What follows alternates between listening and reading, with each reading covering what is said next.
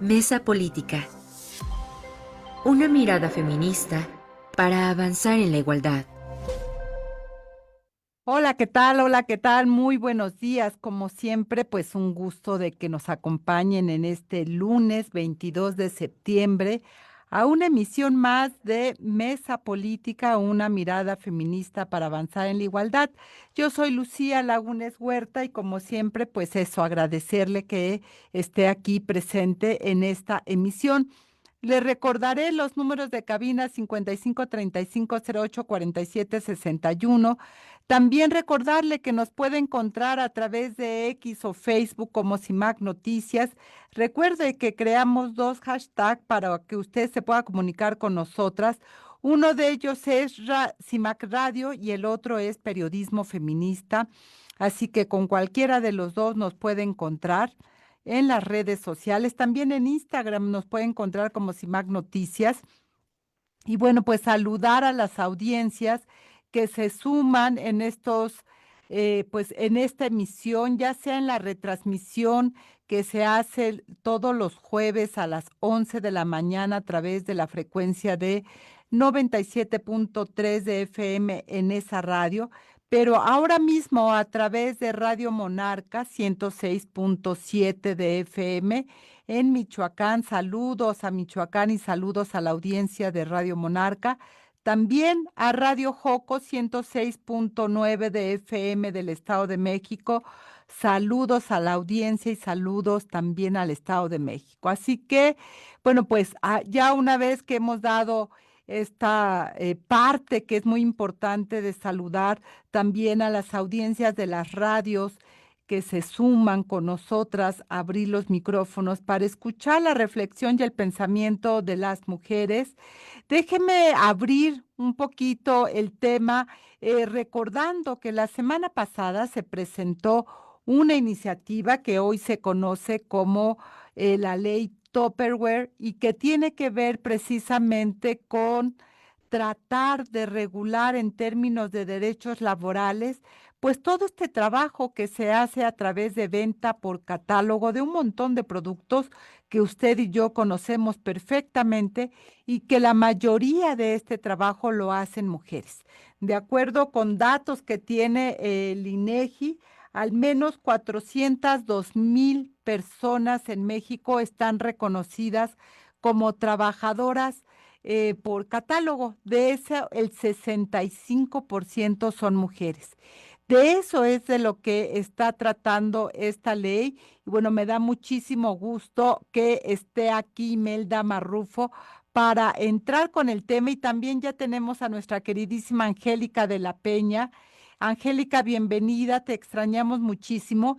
Y precisamente de esto, de esta venta por catálogo, de la informalidad con la cual las mujeres están trabajando, pues es lo que está buscando que esta ley pueda precisamente acuerpar, yo diría, a las mujeres, Angélica de la Peña. Pues, eh, bueno, sí, si me escuchas, Escuchamos, mi querida Angélica, te escuchamos. así. Ok. Bueno, sí, yo creo que es muy interesante esta iniciativa. En primerísimo lugar, porque las mujeres que trabajan, yo recuerdo desde hace muchísimos años, creo que desde que era niña, o sea, son decenas de años en donde este tipo de ventas se pusieron muy en boga, sobre todo para las mujeres que tenían menos tiempo, horas para poder dedicarse a la venta, empezando por sus vecinas, las parientes, y poco a poco relacionándose como una especie de cadena para ir promoviendo los distintos productos que solamente los tenías en catálogo. El llamar la ley Tupperware, porque bueno, el Tupperware solamente lo encontrabas comprándolo en las listas de catálogo que alguien estaba promoviendo, entonces tú preguntabas, porque eran productos muy importantes para guardar los alimentos y muy novedosos en esas épocas, entonces decías, bueno, ¿y quién vende? ¿Quién vende el Tupperware? O u otras, como Avon, o u otras marcas que poco a poco se fueron dando a conocer sus ventas con mucho más baratas, incluso productos de belleza en su venta por catálogo, y muchísimas mujeres que no tenían las horas que se necesitaba para estar en una fábrica o estar en una oficina, qué sé yo, pues les permitía trabajar desde su casa en los momentos libres, y entonces tenían como una especie de invisibilidad en el marco de esta exigibilidad de los derechos, como se conoce, los derechos laborales, es decir, tu derecho a un salario mínimo, tu derecho a estar en el IMSS, estar en el Infonavit, tu derecho para tus descansos, etcétera, etcétera. Porque el trabajo que realizan, porque es un trabajo muy importante y especializado, me parece que lo tengo que definir así, porque tenías que tener una característica de relación con la gente cercana, ¿me entiendes? El don de poder comunicar, poder convencer, me parece que eso es muy importante definirlo. No cualquier mujer podía realizar ese tipo de trabajos, tenía que ser alguien muy sociable, alguien que tocara la puerta, convocara una reunión de vecinas, de amigas, de alguna clienta, qué sé yo, y entonces eran reuniones muy dinámicas para promover, mostrar la mercancía, todo el mundo la tocaba, la veía, qué sé yo, y bueno, cada quien decidía, yo te compro esto, yo compro esto, y así se levantaban las listas y obviamente, pues según la venta, era el tanto por ciento de lo que obtenía esa mujer vendedora de este tipo de marcas que fueron tomando una muy importante propaganda más en corto. Ahora con esta iniciativa yo tengo algunas dudas respecto de cómo lo puedes fundamentar desde el punto de vista de los horarios que tú tienes que tener, que tienes que garantizar para poder ser propiamente una persona contratada y esto derive en una exigibilidad de los otros derechos que se han avanzado muchísimo en la Ley Federal del Trabajo, sobre todo en este tipo de trabajos que son más invisibles, como el de las trabajadoras domésticas o trabajadoras del hogar, para decirlo más apropiadamente, o de las maquiladoras, las costureras, qué sé yo. Yo creo que ahí tengo una duda que en el debate ese tipo de cuestiones vayan a surgir y entonces tendrías que decidir en la ley algunas particularidades para que puedan estar integradas en el contexto de esta exigibilidad de derechos. Esta es una parte muy importante porque realmente escuchaba a quien está promoviendo la ley en una entrevista que ella relacionaba esta iniciativa con lo que se llevó a cabo con los repartidores, este trabajo de pues eso, de los repartidores de aplicación, especialmente de comida, que se hizo muy importante a partir de la pandemia, que ya se ha quedado, pero algo que me parece muy, sobresaliente, Imelda, es que nos vuelve a colocar la precariedad laboral en la cual están trabajando las mujeres. De acuerdo con estos datos que yo daba al principio del INEGI, uno de los elementos que recupera el INEGI es que el 98% de quienes trabajan por venta de catálogo está en el trabajo informal. Y cuando hablamos de mujeres, hablamos de cuidados, hablamos de que muchas de estas mujeres que venden por catálogo fue la forma que encontraron para poder combinar lo que en este programa se ha estado colocando todo el tiempo, que son los cuidados, la responsabilidad social que se le ha dado a las mujeres de los cuidados y una posibilidad de obtener recursos para la sobrevivencia, Imelda Marrufo. Claro que sí. Bueno, saludándote, Angélica, querida, un gusto de nueva cuenta por aquí, saludando a la audiencia, querida Lucía Lagunes y por supuesto nuestra querida Marta Tagle, que esperamos le vaya bien donde ella desarrolla su trabajo este día. Lucía, efectivamente, la pregunta que hoy nos hacemos y que se hace el Congreso es si la venta por catálogo es un derecho, constituye un derecho, Lucía. Y la respuesta es que sí. la venta por catálogo de este tipo de productos sí constituye un derecho y además está relacionado, digamos, con la obligación hoy, y eso es lo que se pretende, de lo que implicaría o lo que implica las garantías laborales. En este sentido, lo que propone la senadora López Castro es una reforma al 285 al nombrar a las personas vendedoras por catálogo. Pero además, Lucía, añade un párrafo para poder decir que estas vendedoras por catálogo, que están ya ahora, estarían dentro de todas estas trabajadoras y trabajadores, pues tendrían que garantizarles derechos laborales. Lucía, quiero recordarles y un poquito hacer memoria que esta propuesta, digamos, tiene también un antecedente. En el 2023, la diputada Ivonne Cisneros, en el 23 ya había planteado esta reforma al mismo artículo 285. Ella le llamaba, digamos, vendedoras o representantes o comisionistas de marcas y de empresas. Y bueno, digamos, no nos es ajena, sin embargo, se quedó por allá atorada.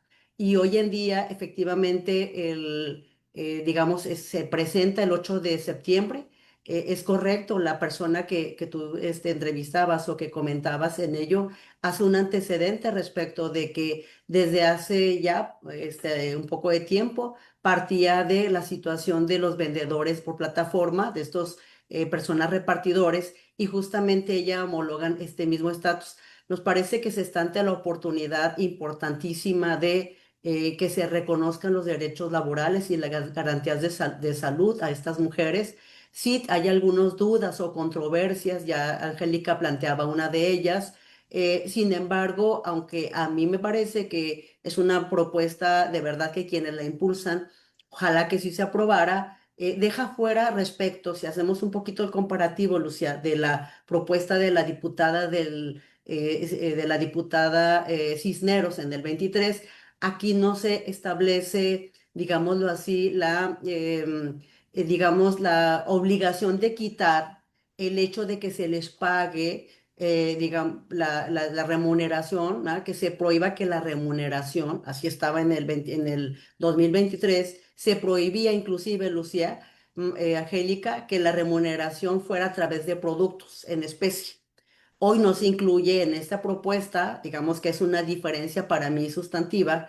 Sin embargo, la parte de que se incluya el tema de que se dé garantía a los derechos laborales, me parece que puede fijar un precedente en caso de aprobarse. Y que es parte de lo que tendremos que estar pues analizando y viendo en qué termina esta ley, porque una cosa es que se presente, y ya lo recordabas muy bien, Imelda, y otra cosa es que llegue a aprobarse. Eh, 2023, es este primer intento que no logró concretarse, veamos ahora qué pasa, pero nos vuelve a colocar en qué situaciones las mujeres también seguimos desarrollando estas condiciones laborales que, insisto, son de alta precariedad. Vamos a ir un corte de estación, no se vaya, estamos aquí en la mesa política hablando de esta iniciativa de la ley Tupperware.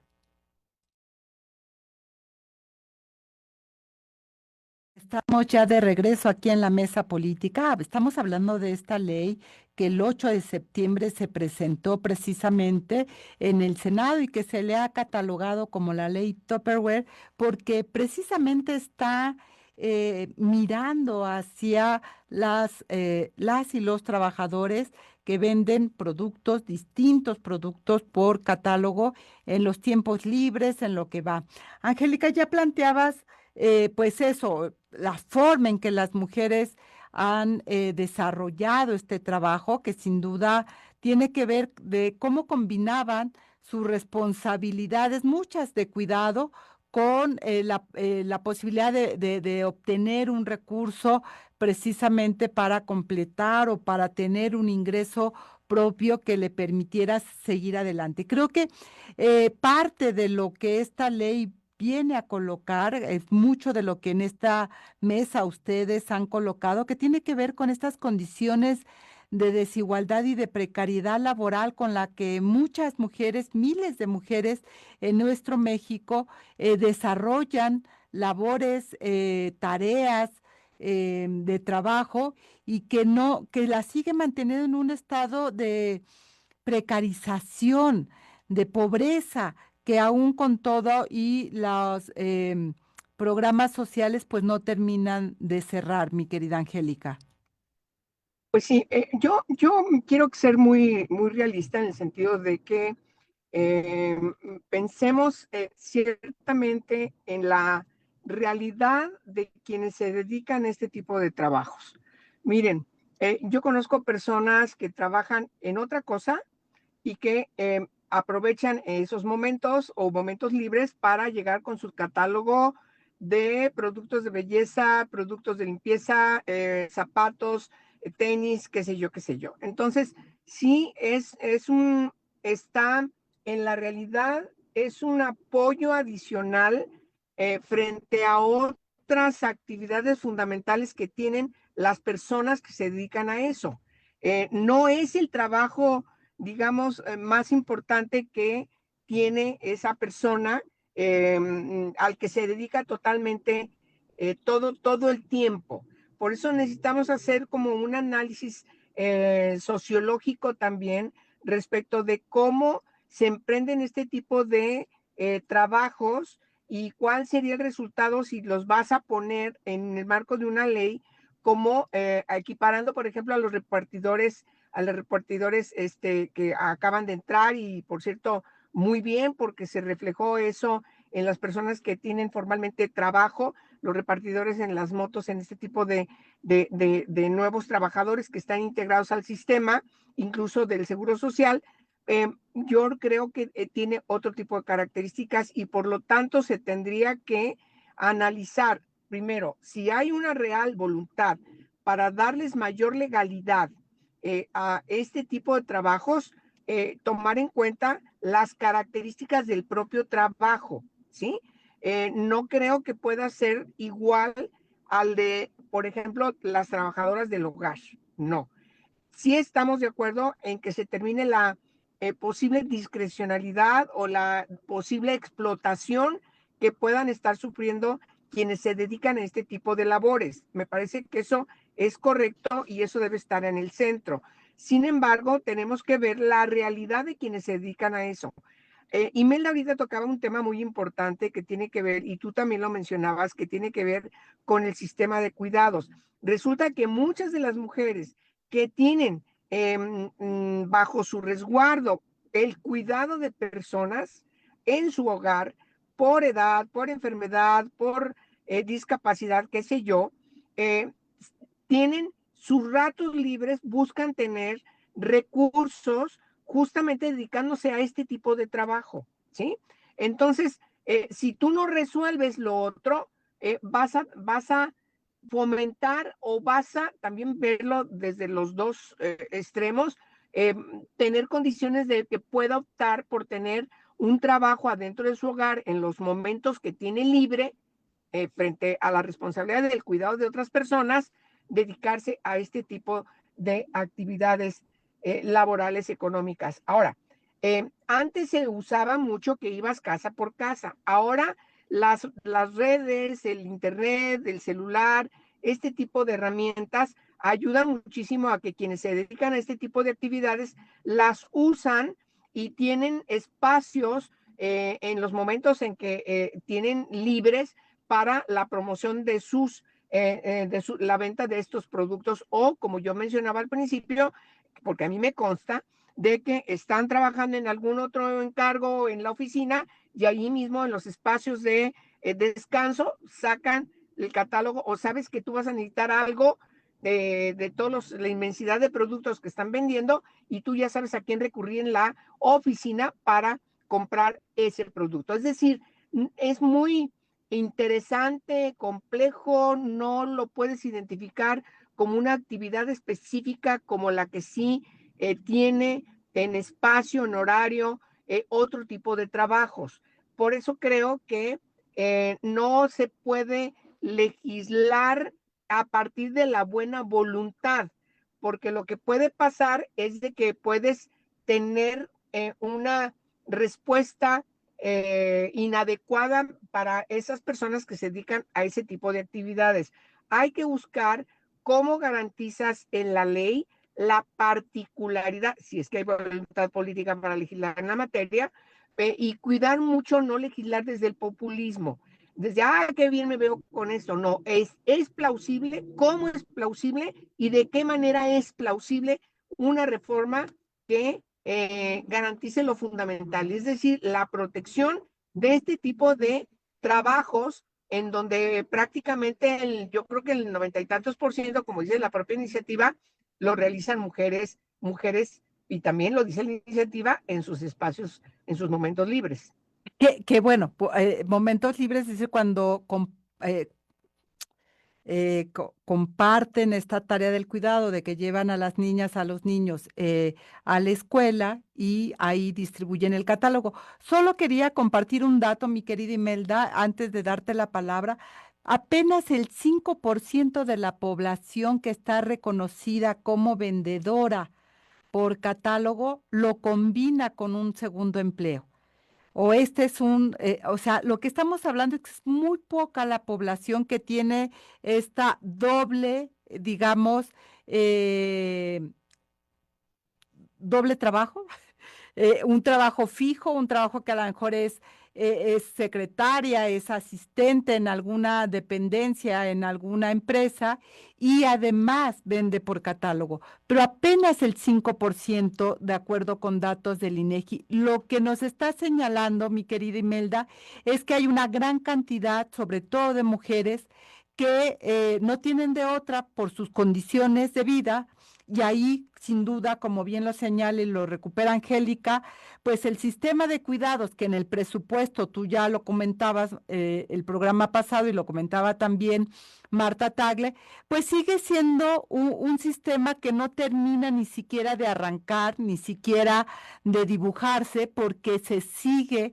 colocando lo que ya se tiene como la base del sistema de cuidados, donde queda fuera la mayoría de mujeres, como las vendedoras de catálogo, que no tienen seguridad social y no van a poder acceder a estos centros de desarrollo infantil, que son los mismos que tiene el IMSS o el IXSTE. Sí, claro, querida Lucía, efectivamente, hay una situación que añado a esto que tú señalas. ¿Quiénes son estas vendedoras por catálogo? Y de acuerdo a la información que tenemos, que se cita por parte de Data Cívica, INEGI también, se hacen referencia, Lucía, que son mujeres de arriba de 45, en promedio 50 años de edad, las vendedoras ¿por qué? Porque no, ya a esta edad es difícil la generación de otro tipo de ingresos más allá, digamos, de esta situación de la que ya hemos venido comentando a nivel pues a nivel de cómo está la situación de de los ingresos en el hogar, Lucia. Efectivamente.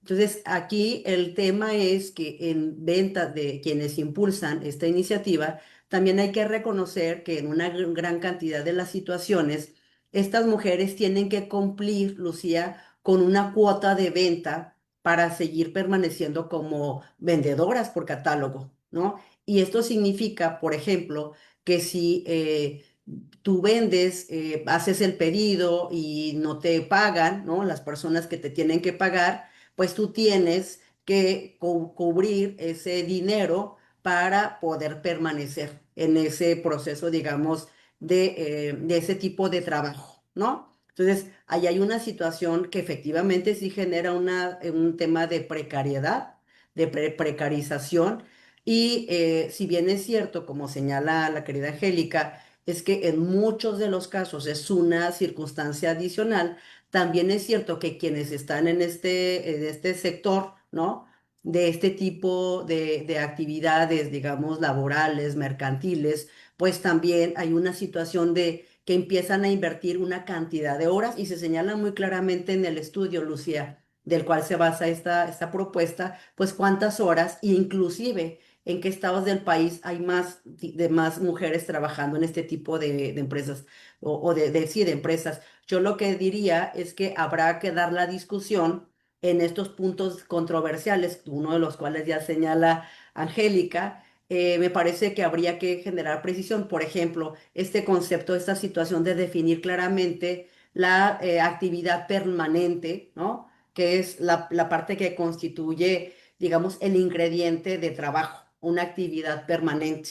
Y ahí en ese sentido es cierto que esta propuesta, esta iniciativa que se planteó el 8 no lo define, ¿no? Habría que hacerlo y habría que ver, por ejemplo, el tema de la fiscalización de este tipo de actividades en redes, en ventas, en estas otro tipo de mecanismos que ahora ya están en esta innovación y por supuesto hacer ajustes inclusive en el modelo de negocio por parte de este tipo de empresas, Lucía. Es decir, hay un trabajo por hacer para que efectivamente pueda cuadrarse, considero yo, y poder un poco, digamos, superar estas controversias que a mí se me parece que son interesantes de atender e inclusive, diría yo, que sí se integrara este tema de que la prohibición de pagar con productos, Lucía. Esto no lo traje. Que, Entonces, que, yo, que lo yo señalas quería muy eso. bien y que es, claro, Imelda, eso es muy importante, es decir, hay que definir cómo se va a hacer esto, porque si no pasa lo que ha ocurrido con las trabajadoras del hogar, que supuestamente tienen posibilidades de ingresar a la seguridad social, pero apenas el 2% de las trabajadoras han logrado que sus patrones le firmen un contrato con ellas, las den de alta en el seguro social y finalmente, si tú no cumples una cantidad de horas, no tienes posibilidad real de acceder a la seguridad social. Entonces, son detalles que también con antecedentes pueden mirarse para no cometer los mismos errores, como decía Angélica de la Peña. Sí, será plausible siempre y cuando sí sea una ley que haga efectivo el derecho, que es lo que está tratando de buscar. Vamos a ir a un corte de estación y regresamos. Estamos ya de regreso, gracias a Susana Gil, Antonia Luján, a Yadira Cortés, quienes nos están viendo, gracias por sus comentarios también. Y bueno, ya lo decíamos, querida Angélica de la Peña, y tú lo colocabas muy bien en tu primera intervención, depende de los elementos que en esta ley que se está proponiendo se incluyan para poder llevar a buen puerto aquello pues, que se está intencionando por parte de la senadora que ha propuesto esta reforma al artículo 285 y que está buscando que las trabajadoras por catálogo cuenten con derechos laborales que como cualquier trabajadora, cualquier trabajador tendría que garantizar la empresa para la cual está trabajando, porque aquí estamos hablando que también esta fue una forma muy conveniente para las empresas de tener personas que promuevan sus productos, pero que no le cueste realmente a la empresa. Ya nuestra querida Imelda decía, ¿no? Si no llegan a cierto cuota, pierden. Si no les pagan quienes pidieron los productos, ellas tienen que pagar y pierden. Es decir, la vulnerabilidad total de todas las condiciones que enfrentan estas trabajadoras frente a una empresa que prácticamente se lava las manos cuando ellas están enfermas, cuando tienen un accidente, cuando cualquier cosa, Angélica de la Peña. Sí, es decir, hay mucha discrecionalidad en este tipo de trabajos, ¿sí? Me parece que también hay que verlo en el contexto de las propias experiencias. Las trabajadoras del hogar, por ejemplo, en los datos también son muy concretos y deben analizarse porque la necesidad de trabajo de muchas mujeres es, bueno, yo trabajo aunque no me dé seguro social porque el incremento de el seguro social en el salario que paga la gente que contrata el trabajo doméstico es un incremento que no toda la gente puede pagar. Y entonces eso deriva en que sí, tienes un derecho, pero a la hora de concretar ese derecho, resulta que no lo puedo pagar. O sea, porque estás hablando de personas que tienen un contrato a nivel privado, no son empresas. Esa es la parte que a mí me preocupa mucho, y en todo caso la pelota tenemos que mandársela al Seguro Social, porque el Seguro Social es muy caro, Lucía.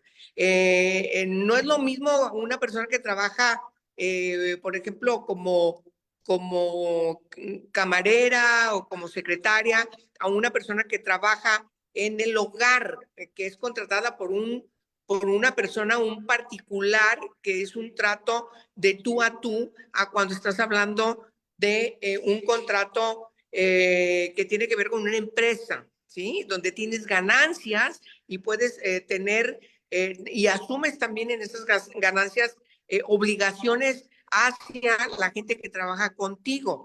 En el caso de quienes venden estos productos por catálogo, por cierto, cada vez se va usando menos ese tipo de actividades porque resulta que ahora con el internet tú puedes meterte a la página y comprarlos y te llegan por Amazon, vaya, ya hice publicidad, pero te llegan por estos sistemas de reparto, te llegan los mismos productos que antes te vendían a través de un catálogo porque sabes que alguien lo estaba vendiendo. Es decir, me parece, a eso llamo. Si alguna experiencia tengo como legisladora es no legislar desde el populismo, porque en la coyuntura puedes tomar, en vez de facilitar, puedes estar afectando los derechos de muchas de estas personas que van a dejar de ser contratadas.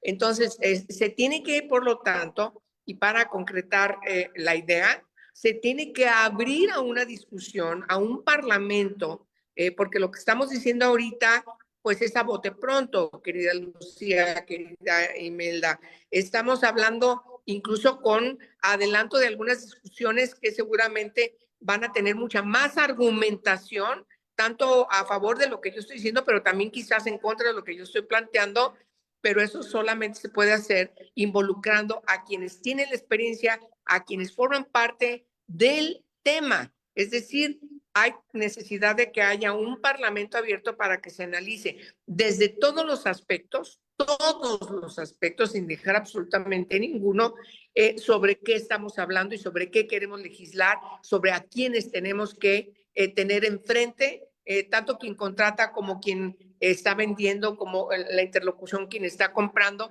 para tener todas las definiciones que nos permitan hacer una buena reforma y cumple el objetivo de apoyar, porque ese es el sentido importante de la reforma, apoyar a estas mujeres, la inmensa mayoría, que se dedican a hacer en sus ratos libres este tipo de trabajos. Imelda Marrufo, pues un gran tema, tú ya lo planteabas, ¿no? En un parlamento abierto la posibilidad de llamar la atención precisamente sobre este tipo de cuestiones que tú colocabas, es decir, no se puede pagar en especie, se tiene que garantizar ciertas condiciones, etcétera. ¿Tú cómo ves el avance real? Ya hablabas, 2023 se presentó una iniciativa parecida, no logró. ¿Tú cómo miras ahora? ¿Crees que tenga buen puerto esta iniciativa o será, como entonces en el 2023, eso, solo una iniciativa? Fíjate, Lucía, que la iniciativa o la propuesta de la diputada Cisneros era un poquito más extensa en cuanto a la exposición de motivos, en cuanto inclusive esta parte de la indicación y esta propuesta de ella no solo era, Angélica, para reformar el 285, sino también el 12 de la ley del IMSS en esa ocasión y digamos que precisaba un poquito más esta parte de la situación de la seguridad, que básicamente era lo que principalmente se pretendía en esta ocasión. La propuesta de la senadora actualmente es mucho más amplia, Angélica, inclusive, porque al momento de que en este último párrafo refiere a derechos laborales, ahí estamos hablando de aguinaldo, de las prestaciones, todas las que esto conlleva. Y efectivamente encuentro yo que a mí me parece interesante, dicho sea de paso, la propuesta. Sin embargo, creo que sí debe de precisar, Angélica, elementos efectivamente que puedan, digamos, revisar esta posibilidad real. En términos, por ejemplo, sí creo que impactará y ya de hecho está transformando, ¿verdad? En esas empresas el modelo de negocio, Angélica. En ese sentido, porque efectivamente ha cambiado el tema de venta de plataformas, pero permanece la venta de catálogos, ¿no? Entonces, habrá que ver si, digamos, esto sufrirá un modelo de negocio por parte de las empresas que así están. Es que también hay que decirlo, la verdad es que el modelo de negocio de las ventas por catálogo es maravilloso para los dueños de estas empresas. Finalmente tienen muchas vendedoras y a nadie de ellas, Lucía, le pagan. Más allá, le pagan. En el caso de las que le paguen, imagínate Misiones. que te pagas con productos, o sea, ¿no?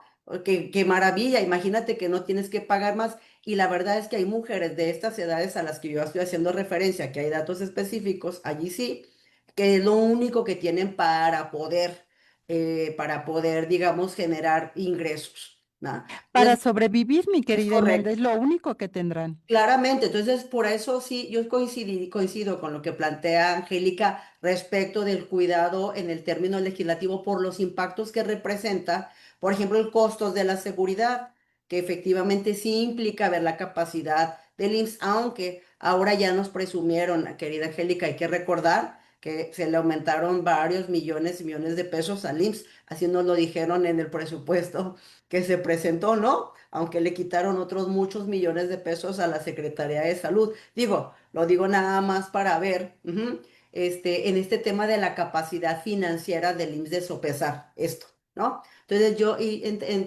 más bien y me iría en un tema de que, por supuesto, este Parlamento abierto, que como legisladoras y como también desde sociedad civil, pues tenemos esta experiencia de que estos foros son importantes, Angélica, para precisar.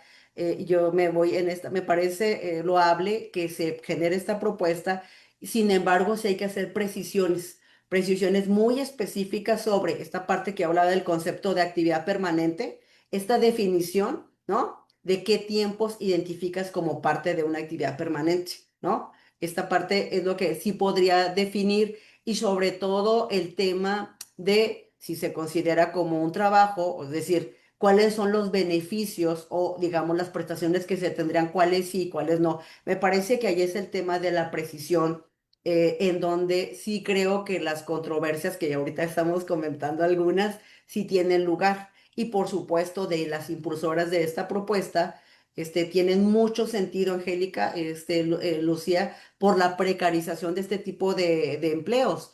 Entonces me parece, la verdad, imagínense que tengas una empresa, digo, estas empresas a la que no le pagues más allá de a las personas, pues con un poquito de dinero, en aquellos casos en los que se pague, ¿no? Que te pague con escobas, con trapeadores, con trastes, con jabones para lavar, de veras, en el mejor de los casos, porque, insisto, sí conozco yo de muchos casos en los que, y ahí, en el círculo justo donde yo laboro, trabajo, pues me encuentro con muchas señoras, muchas compañeras que están en esos espacios justamente de este tipo de trabajos. Entonces, bueno, eso es lo que yo quisiera como puntualizar.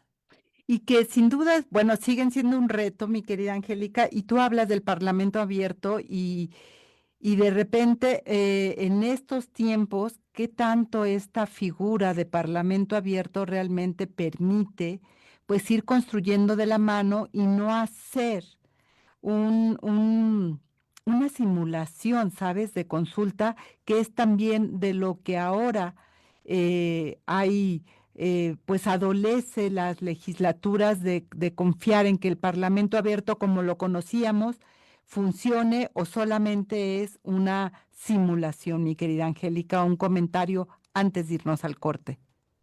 A ver, yo tengo mucha experiencia, como tú sabes, querida Lucía, en promover parlamentos abiertos, ¿sí?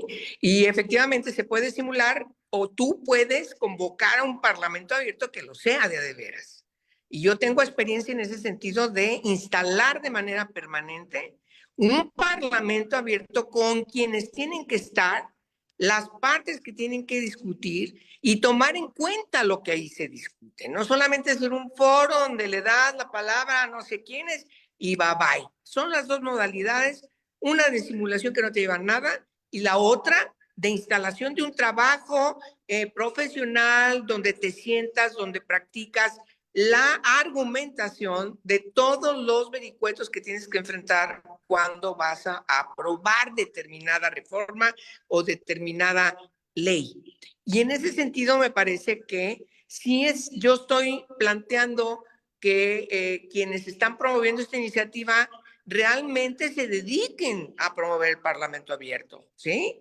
Para Que eso escuchar a todas implicaría, las partes. claro que eso implica una buena voluntad política para poder realmente legislar de la mano con todas las personas involucradas.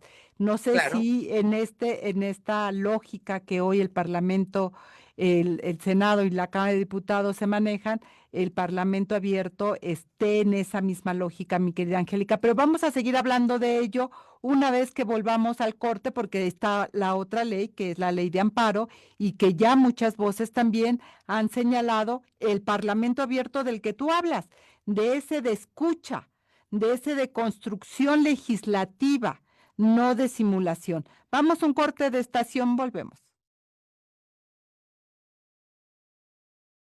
Eso lo que escuchamos se llama Máscara de Niña de Balgur, así que ahí está también. Y saludos a Ana Murillo, que está conectada también, a tía Car. Muchas gracias por sumarse en esta transmisión.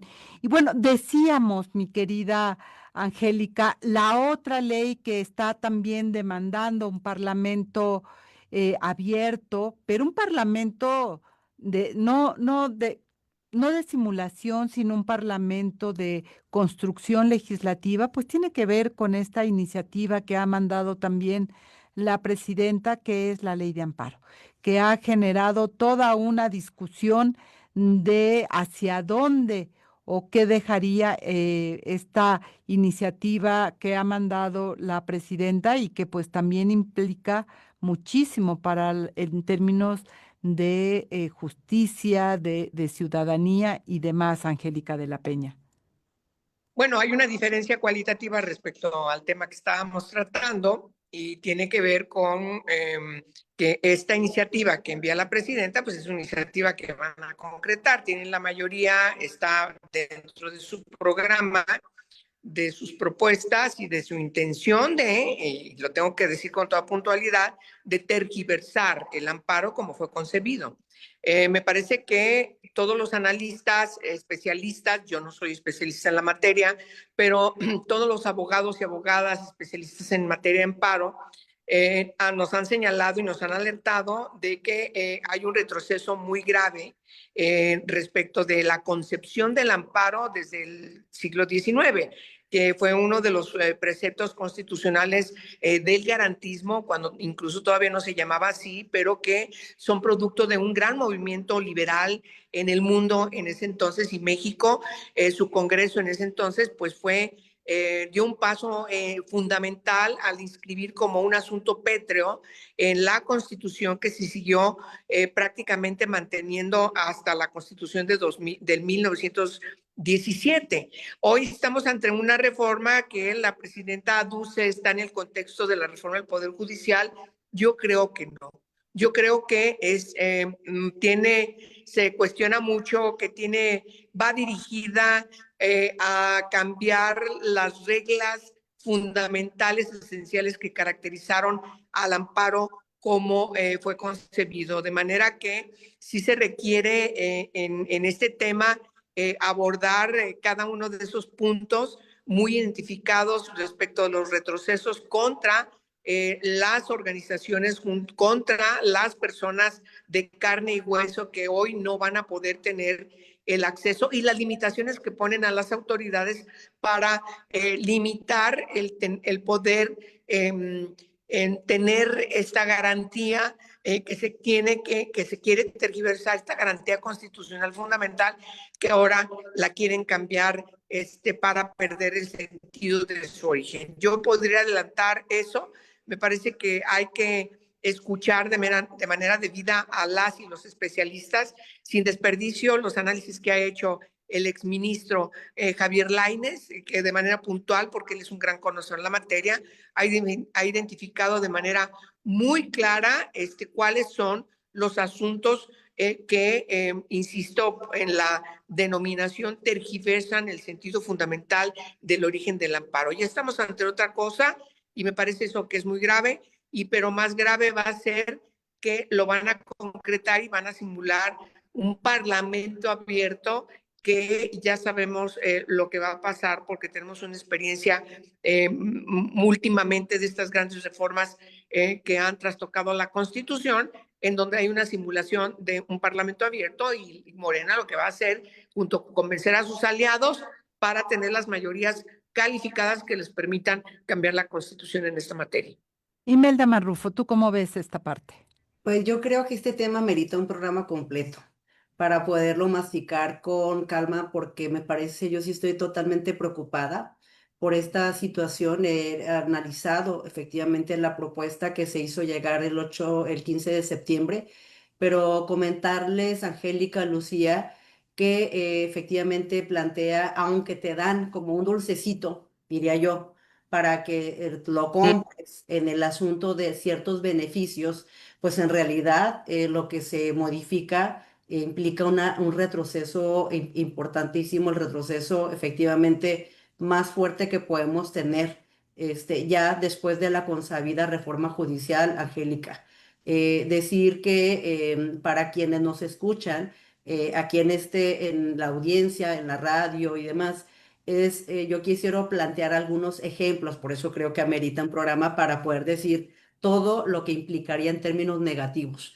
Pero, por ejemplo, algunas de los avances, Lucía, que se realizaron, por ejemplo, en el caso, ustedes recordarán la sentencia de Mariana Lima, ajá, que fue efectivamente el caso de Mariana Lima en el 2013, que efectivamente se mandató que se reabriera la investigación, recordarán, desde una estrategia de litigio estratégico por parte de las organizaciones acompañantes, referente a casos de feminicidio de debida diligencia. Pues esto no se podría hacer de nuevo ahora con esta reforma. Ustedes recordarán, por ejemplo, todo lo que se estuvo litigando en los casos, digamos, de aborto, ¿no? Y de la norma 046 y todos los amparos que se interpusieron para poder lograr este avance a nivel incluso de la Suprema Corte. Las organizaciones acompañantes, pues ya no se podría hacer, querida Lucía. ¿Por qué? Por el concepto, digamos, de interés legítimo, que se restringe totalmente, ¿no? Es decir, por eso yo diría que luego podemos ir hablando de cada una de las cosas. La primera reforma que se hizo, digamos, de las más importantes en los últimos años, fue la reforma del amparo del 2013, Angélica, justamente para atender la reforma constitucional de 2011, que fue totalmente progresiva y que amplió un marco de derechos como los derechos humanos en la Constitución. Si esto, digamos, siguiendo este hilo del que estoy hablando, entonces todas las reformas que se tendrían que generar en materia de derechos humanos, Angélica, Lucía, tienen que ser progresivas. Esta reforma no es progresiva, es por el contrario. Entonces, si recordamos, por ejemplo, el hecho de que las organizaciones, por ejemplo, artículo 19, cuando planteó el tema de esta situación de la comercialización en términos de la libertad, de la comercialización y pago. La publicidad oficial, ¿no? Es correcto. Ahí fue también amparos que ya no se podrían generar, Lucía. O, por ejemplo, todas las, digamos, organizaciones y acompañantes de derechos ambientales, ¿no? Ujú, Ya no, ujú. inclusive que nos afectan y que yo me sumaría ahí también, oye, y todas ustedes, ¿verdad? Sería algo que ya no lo podrías hacer porque en sentido estricto tendría que afectar, tú tendrías que configurar, Lucía, que a ti directamente te Te afecta. afecta. Que eso Pero tiene sí, que ver con el interés legítimo, es lo que tú correcto. estás Yo estoy nada más planteando. centrándome en un elemento, no estoy hablando de más, pero estoy ejemplificando para que ustedes tengan una idea de que la valla que se está poniendo, si así lo pudiéramos expresar, la valla que se estaría poniendo sería mucho más alta para que no se exceda. Entonces, básicamente, yo diría eso. También la suspensión provisional o suspensión provisional es otra valla mucho más alta para que no la tengamos. Esto significa, la Angélica, Lucía, que cuando se comete, digamos, un acto por autoridad o está por cometerse que daña nuestros derechos, digamos, hay una situación emergente y un recurso, ¿verdad? Que es el que inicia, que es la suspensión provisional, que es algo así como el engarrote en semeal o como el congelados, ¿no? Que no te muevas hasta que no se revise la situación, digamos, de lo que está ocurriendo en esa violación. Por tanto, se ordena a las autoridades no hacer nada para que eso no luego agrave tu situación. Esto, Lucía, Angélica, se elimina. Entonces, imagínate que te tumban la casa, ¿no? Es decir, en el pasado tú promovías un amparo sobre un tema de tu cuidado de tu casa, de la propiedad, para que no sé, un edificio que se fuera a construir por parte del Estado. Resulta que entonces te la tumban y después averiguamos si se violaba o no tu derecho. Es decir, cosas que después ya no podrán revertirse. Y también otro elemento, yo te cierro con esto, porque aquí me estoy extendiendo mucho, entonces, porque me parece que es una situación tan grave y tan alarmante, que por ejemplo, ya cuando se sanciona o se sentencia a una autoridad de cumplir con una sanción, se le deja de libre albedrío, Lucía Angélica, si entonces está en posibilidad material o no a la autoridad que perdió de cumplir o no con la sentencia, digamos, con la sanción. ¿Me explico? Entonces, esa es una situación total de las otras más que pudiéramos seguir enumerando, ¿no? Hay cosas positivas, la digitalización que ya se tenía, por ejemplo, el plazo de los 60 días, ¿no? Pero respecto de esta comparación a la que estoy haciendo referencia, de verdad no hay lugar. Ustedes han hablado de Parlamento abierto porque así se ha dicho. Sin embargo, a don Augusto, este hombre relacionado con la barredora de Tabasco, ¿verdad? Que no se nos olvida, ha dicho que no, y se ha negado a cualquier parlamento abierto, Lucía, lo escuchamos hace poco, salió Javier Corral a decir que promovería parlamento abierto y a don Augusto dio un manotazo en la mesa para decir que se entiende que hay diferencias entre los legisladores, los senadores, pero que ellos no van por un parlamento abierto, que ellos van por la aprobación a finales de septiembre, principios de octubre, nada más que se revise y que después se vote. Corral ha planteado justamente Parlamento abierto, pero está en veremos si se realiza. Y en eso quedaremos, mi querida Angélica, en veremos si se realiza y de qué manera se realiza. 2 minutos antes de irnos. No, pues mira, es muy rápido. Yo coincido totalmente con el análisis que hace Imelda. Me parece que es muy puntual porque toca ejemplos claros de que no se hubieran concretado si esta reforma ya hubiera sido vigente. O sea, sí es muy grave. Y ciertamente demuestra con esta última intervención que hay un debate dentro de Morena y también hay un debate con el Verde y con el PT. El PT ha hecho también algunas observaciones y creo que esto va para largo, a ver qué es lo que pasa, cómo logran mantener sus 2 tercios, pero sí es un problema que derivará en un cambio constitucional hacia pues una ruta mucho más autoritaria, que es, por desgracia, la dinámica que hemos estado viendo en las últimas reformas estructurales que ha impulsado el morenismo, ¿no? El López Obradorismo. Hoy con la presidenta Sheinbaum pues las ha concretado porque hoy tiene las condiciones en el Congreso de la Unión de los 2 tercios para las votaciones calificadas. Y me parece que eso está dentro del contexto de su concepto de nación, que ya no sería una república, sino de un Estado que transita hacia un autoritarismo, dejando atrás toda esta historia de emancipación, de reformas en materia de derechos humanos, como bien lo dice Imelda, que deberían estar todas a partir del 2011 teniendo otro enfoque, como sí se ha planteado desde la argumentación de todas estas reformas en otras materias también, que en México ha transitado a un estadio distinto a partir de esta reforma del primero constitucional, donde ya es un país donde avanza. Hoy estamos frente a un retroceso verdaderamente lamentable por su gravedad. Y vamos a ver qué ocurre, porque Corral algo que logró, que no se había logrado, fue un parlamento abierto cuando la reforma a la ley de radio y televisión. No se logró todo lo que se quería, pero algo muy importante es que no se dejó el poder absoluto en una persona y se creó un comité dentro de esta área de digitalización que dirige Pepe Merino. Entonces, me parece que ahí no se ha escrito todo. Angélica. Y Lucia, nada más una observación. Estás hablando de otro Corral. Javier Corral era otro. No, Otro. estoy hablando, este parlamento lo hizo este año, Angélica, con la discusión de la ley. Yo creo que no todo es hegemónico y que vamos a ver qué pasa. Vamos a ver qué pasa. Creo que eso fue un avance, que lograra tener ese parlamento. Veremos si en esto logran otras fuerzas abrir la discusión en aras de la reflexión, sin lugar a dudas, y no que toda la planadora se vaya con la señal presidencial. Pero son parte de los debates que vamos a traer también a esta mesa política, porque es parte de la vida cotidiana que también vamos a tener. Angélica de la Peña y Imelda Marrufo, muchas gracias por estar aquí esta mañana, y a Marta Tagle, pues también le mandamos un abrazo muy fuerte donde esté. Así que nos vamos a ir despidiendo. La producción de este programa corrió a cargo de Lucero Zamora, Saraí Nicanor y Abril Holguín, quienes estuvieron pues en la asistencia de producción, Marlene Galván, quien realizó el guión y la selección musical. Yo soy Lucía Lagunes Huerta. Nos vemos y nos escuchamos el próximo lunes en punto de las 10 de la mañana, aquí en Mesa Política, una mirada feminista para avanzar en la igualdad.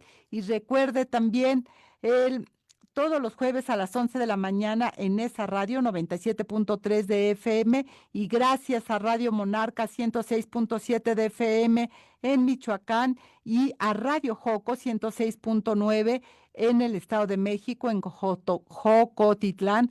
Gracias por sumarse a esta transmisión. Vemos y nos escuchamos el próximo lunes. Tenga excelente semana. Hasta luego. Mesa Política.